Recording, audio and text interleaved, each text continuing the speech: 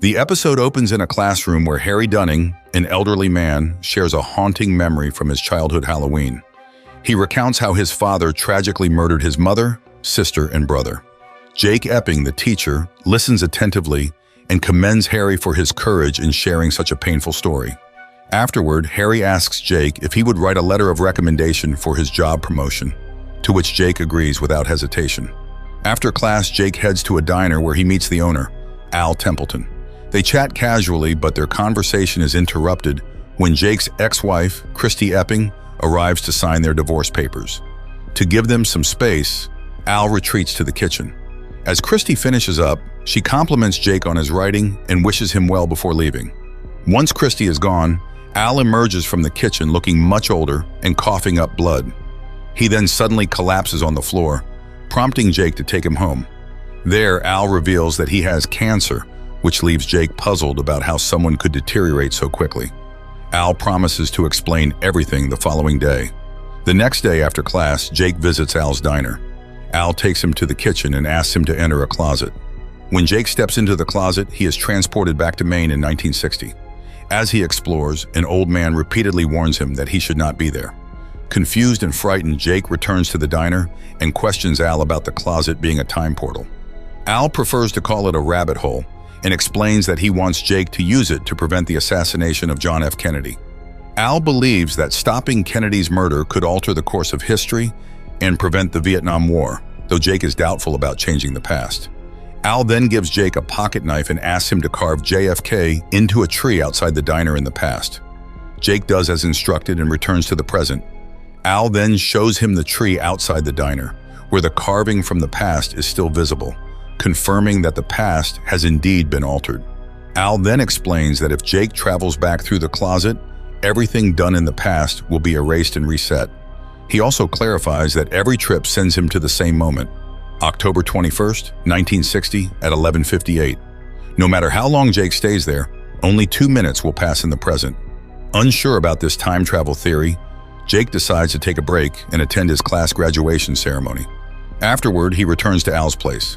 At Al's house, Al takes Jake to a room filled with information about the assassination. According to public records, Lee Harvey Oswald is the main suspect in Kennedy's death. Al has studied Oswald and admits he saw him before the assassination, but was not sure if Oswald was the killer, so he did not intervene. Al also mentions another key figure, Walker, who was assassinated 6 months before Kennedy. He asks Jake to go back in time to check if Oswald was involved in Walker's shooting. If so, Al wants Jake to kill Oswald to change history. Al gives Jake some essential documents to help him blend in and survive in the past. Jake remains hesitant and says he needs more time to think. This leads to a heated argument, and Al ultimately tells Jake to leave his house. The next morning, Jake finds Al collapsed in his chair, unconscious. Concerned, Jake decides to travel back in time. He takes the keys to the diner and steps into the closet. When he arrives in the past, the same old man with a yellow card on his hat warns him again that he should not be there. Jake dismisses the warning, remembering Al's advice that the old man is not important. Jake then finds some period-appropriate clothing to blend in with the locals. While exploring, he visits a diner and comes across a young Alice, one of his present-day colleagues, who has different aspirations for her future. Jake then heads to a bar and awkwardly tries his hand at sports gambling. When he places a $100 bet on long odds for a boxing match, the entire bar goes quiet. The situation worsens when Jake's unlikely bet actually wins. To make matters worse, Jake's dubious betting partners trace him to a nearby motel. Fortunately, Jake manages to escape by using videos from his phone, something people in the 1960s are unfamiliar with. As Jake flees from the motel, he spots the man with the yellow card on his hat, standing mysteriously in the middle of the road, watching him intently. The next morning, Jake decides to throw his phone into a river after looking at photos of his ex-wife, Christy. While traveling, Jake encounters various old-fashioned elements in the present world, such as racially segregated bathrooms. During a stop at the Texas School Book Depository for his investigation, Jake meets a woman named Sadie Clayton. They bond over their mutual love of books, but Jake soon discovers that she is married. Jake then goes to the place Al had recommended for him to stay. He begins reviewing the documents Al had given him and reflects on Al's advice. He recalls Al's warnings about feeling isolated from others and the importance of keeping his distance, along with other guidance he had provided. Later that night, Jake heads to a telephone booth to try calling his father in Chicago, but is met with only a loud screeching noise. Frustrated, he hangs up and leaves the booth, but decides to give it another try. As he is about to enter the booth again, a car crashes into the booth. Jake rushes to the scene and finds a woman inside the car, covered in blood and apparently dead. As he kneels beside her, she suddenly opens her eyes and tells him that he should not be there. Jake then moves on to the next task Al assigned him, tracking George de Mohrenschildt, a close associate of Oswald, to find out if he was Oswald's CIA handler. His pursuit leads him to a Kennedy campaign rally. Jake manages to slip past security, but soon encounters a message that he should not be there. When he tries to escape the guards, he ends up in a room lit by red siren lights and swarming with cockroaches.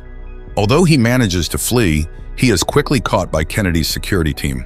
Using his charm, Jake talks his way past his captors and follows George to a prominent Dallas restaurant. Al had told him that this dinner was significant, suspecting it was the night George was first contacted by the CIA, marking the beginning of a complex plot that would eventually involve Oswald. During his investigation, Jake faces resistance from the past. He avoids a violent altercation outside and a fire inside, but has to deal with a collapsing ceiling and a noisy bartender. Despite these challenges, he discovers that the men meeting George are indeed CIA agents. When Jake returns to his lodgings, he finds the place in flames with all his papers destroyed. With his other mission destroyed, Jake decides on altering one small historical tragedy. He then travels to Humboldt, Kentucky, with the goal of saving young Harry from his future homicidal father. In the next scene, young Harry is seen being harassed by some kids in the forest who throw his pants into the river. Harry then runs to a store where the owner keeps an emergency pair of shorts, since the bullies keep taking his clothes. Jake, who is sitting in the same store and watching Harry, later asks the store owner to help him find a place to stay. The store owner suggests a nearby lodging, and Jake heads there.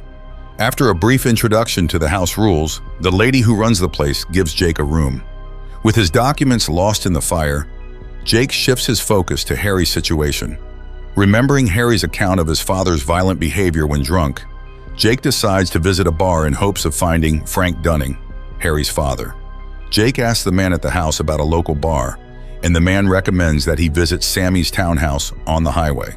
When Jake arrives at Sammy's townhouse, he immediately asks the bartender, a young man named Bill, about Frank Dunning.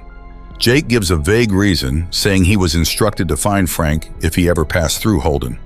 Bill appears uncomfortable and inquires about Jake's identity.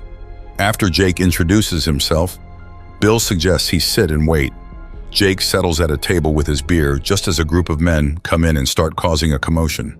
Before long, Frank emerges from the shadows at the request of his friends. Bill introduces Jake to Frank, who then joins him at the table along with his companions, Calvin and Dickie. After a long conversation and learning that Jake is a writer, Frank offers him an intriguing chapter for his book and takes him on a car ride. In the car, Frank questions Jake's story, which Jake describes as a ghost story. When Frank asks for the title, Jake replies, Halloween Town, provoking laughter from Frank.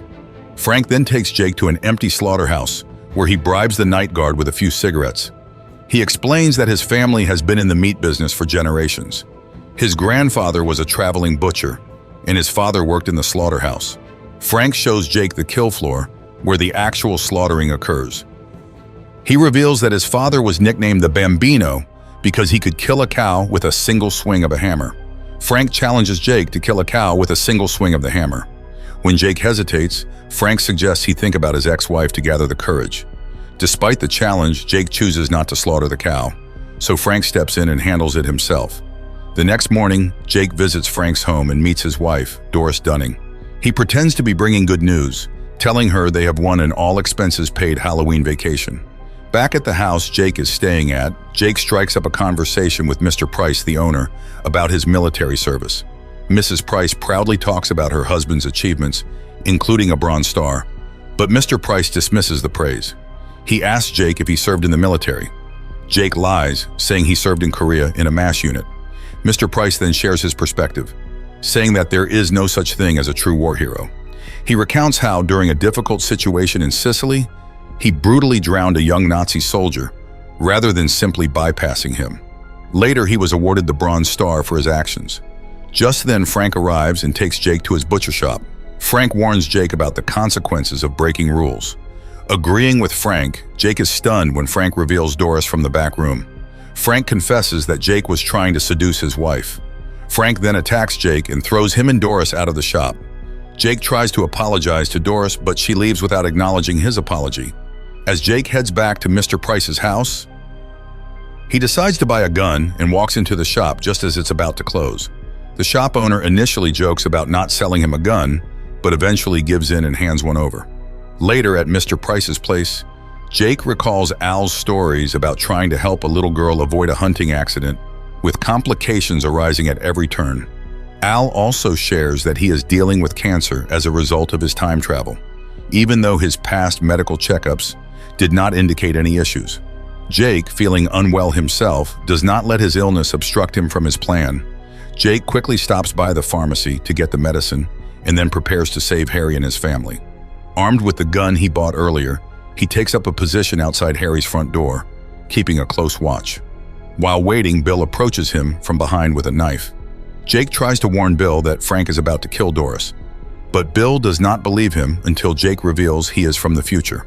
Bill then shares that Frank was once married to his sister, whom Frank killed along with her baby and buried them somewhere. As they argue, Frank sneaks into the house through the back door. Jake rushes inside, finds young Harry, and tells him to stay in his room. He heads to his parents' bedroom and shoots Frank in the shoulder to stop him from attacking Doris, but the shot merely weakens Frank. Frank knocks the gun away and swings a hammer at Jake, who narrowly avoids it. As Frank wrestles Jake to the ground, he urges Doris to run. Frank demands that Harry bring him the hammer, but Harry escapes downstairs with it. Frank tries to follow, but Jake intervenes and chokes Frank until he is dead. Jake then goes to Mr. Price's house. Mrs. Price meets him at the gate and asks if she should call the sheriff. Jake reassures her that, regardless of how it appears, he has not done anything wrong. Before entering the house, Mrs. Price tells Jake that only God knows what's truly in his heart, and he will be the final judge. She warns him to be prepared for that judgment. Jake drives away and makes a quick stop at a street-side faucet to wash the blood from his hands, reminding himself that Harry's family is safe. Suddenly, Bill appears from behind, holding Jake at gunpoint and showing him newspaper clippings about the Kennedy assassination. Bill orders Jake to get into the car with him, and they drive off together.